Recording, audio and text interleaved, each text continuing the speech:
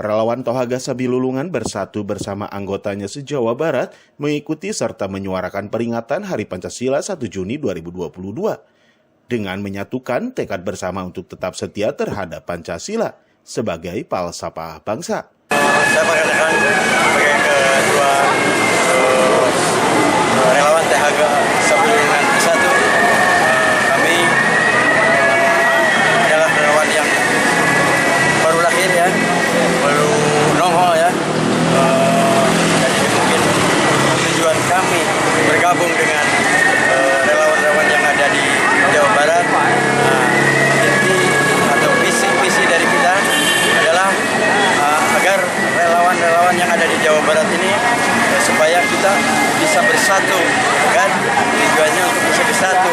Dan relawan-relawan kami jangan sampai relawan di Jawa Barat ini jangan sampai masa bakti sudah habis, gitu kan?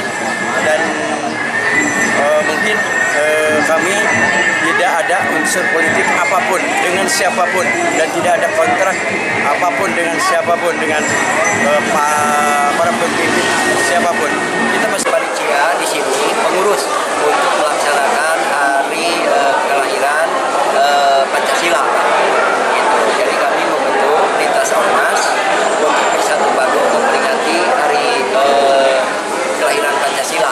Saya dengan ormas-ormas termasuk dari Tohaga Sabilulungan kita bersatu dan kami di situ sebagai penasehat, Pak. Jadi kita sama-sama semua di sini tidak ada istilahnya membeda-bedakan, nggak ada suku, agama di sini bebas, Pak.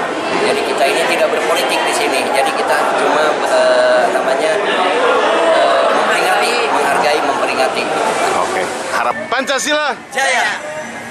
Pancasila Jaya. Widi Hedian mengabarkan, Hadas TV, Kota Bandung, Jawa Barat.